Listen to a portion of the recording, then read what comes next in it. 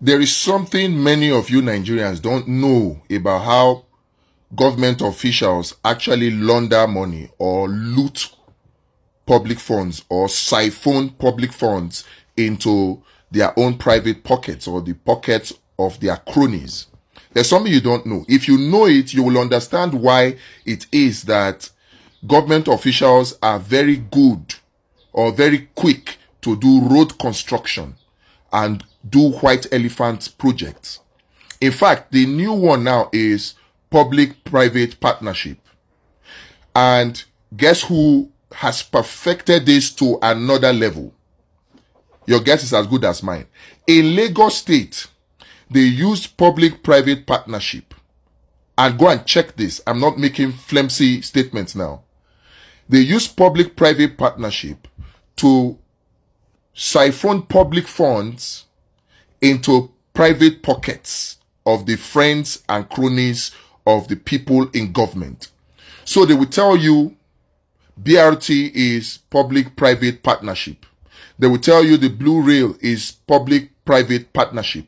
They will tell you Eco Atlantic is public-private partnership. Yeah? Good. The public part is they will use government to borrow the money. So government is the one responsible for paying back the borrowed money. They will now say they are doing public-private partnership. The private partners will now be their friends and cronies. So when the project is concluded, build, operate, and transfer. Those are the big terms that they use. The private part will now take over the operating or the transferring or whatever and begin to collect money from people. Now, those private parts will now collect the money. Before you know it, the money, they will now start telling you that the private parts, they are entitled to their return on investment, right? Meanwhile, it is government that will pay back the loan. This is why they are very quick now. They perfected it in Lagos and it has worked very, very well. That is why what Lagos State has done now with the red line, the blue line, and the Eco Atlantic and BRT. Many people make the mistake of saying, oh, those are beautiful projects. Yes, they are beautiful projects. But what you fail to understand is the cost-benefit analysis. If you look at what the government spent, both borrowed and from IGR, IGR that is like vampire sucking the blood out of human beings. What they have spent on those projects and the result that we see on ground is very, very low returns on investment. Lagos State could have spent 1/10 of what they spent on those white elephant projects and invested it in taking 15 or 10 million Lagosians out of multidimensional poverty, create wealth in specific sectors of agric and even social media content creation. What is the problem of the average content creation these days? They don't have phone that is good enough for them to shoot content. They don't have cameras to shoot content. They don't have the powerful computers to edit. They don't have electricity to power those computers.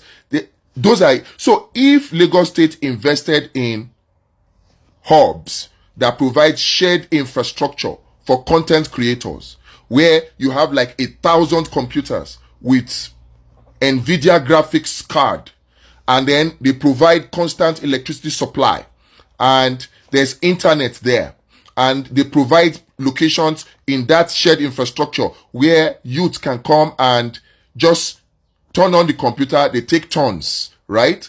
It will be shared in such a way that individual youths are located time slots, and they just come in there, they press record, they transfer their content into the computers, and they edit their content. That way, you create an economy whereby the Nigerian youth are being paid from foreign currencies, because they'll be earning from Google, they'll be earning from Facebook, they'll be earning from TikTok.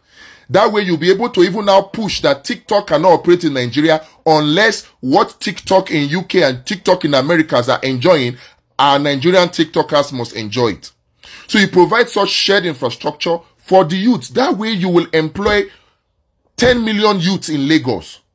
And the money they will make out of the over $250 billion that is the creator economy worldwide, if they only attract $1 billion, and you add that to another $10 billion that they can make from agriculture in that same Lagos, in 1 year, 2 years, you are making $20 billion, $30 billion from agric and digital economy alone.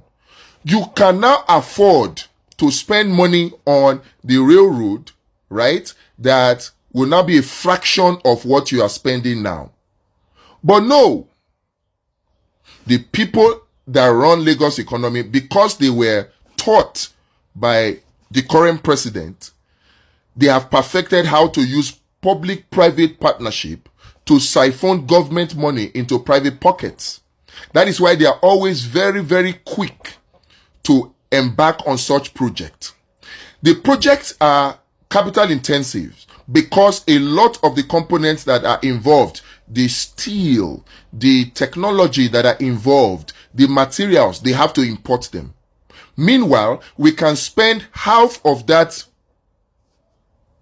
resources on activating Ajaokuta Steel, activating Delta Steel, and revolutionizing our industrial sector. Rapidly move Nigeria into industrialization so that a lot of those things that we need for building the road infrastructure, building the trains, building the train networks, the rail tracks, refurbishing our refineries, a lot of all those things, we won't need to import them anymore. We'll now be able to manufacture them here in Nigeria. And so that money will put less pressure on our naira and strengthen it. And at the same time, create millions of jobs, up to 50 million jobs for Nigerians. That would be a better way to do it. But you see, these people would rather not do it. They are quick to use this, their public-private partnership scheme, to transfer public funds into private pockets. They are very, very quick to do it. And they do it using their friends and cronies. Now we hear that Tinubu's son is on the board of one of the subsidiaries of Shaguri that was given the contract to do the Lagos-Calabar Coastal Road. And in fact, to add salt to injury, they did not do public procurement on it. They simply went to BPP and they applied for a certificate of no objection, which is another grand scheme of baking corruption in Nigeria. So they do all of that just so that they can get public funds into the private pockets of their friends and cronies. And many of us don't see it, and we fall for this, their trick, and we defend things that we should not be defending. I did another video earlier where I analyzed a better way to have spent that 15 trillion naira. In fact, you won't spend up to that 15 trillion naira. You would have spent only 10 trillion naira. 5 trillion to rehabilitate old roads, 5 trillion to revolutionize agriculture. That's a better way. And you will rake in almost $100 billion from agricultural exports in 1 year. And you can now take $20 billion from there to fix more roads or to build coastal road if you so wish. Rather than provide such 50 million jobs and earn us great foreign currency, they choose to invest that 15 trillion on building a coastal road that will only give about 200,000 jobs and plunge us more into debt so that they can continue to collect, because all they know how to do is to collect from us Nigerians. That's all they know how to do. 0.5% charges on cyber crime. Everything is to collect. Charges, taxes, wider net, reduce the purchasing power. And we can argue all we want. Things will not change. The only way is to change all the people that are there now, in the executives, in the legislature. And to do that is in the link, Abundance Party of Nigeria. Do it quick. Do it quick. It's only 3 years to the next elections. We don't have time. Let us act fast. Click the link and join. Represent your polling unit. Represent your ward. Represent your local government. This is the first time you can be part of creating a political party that works. Do it.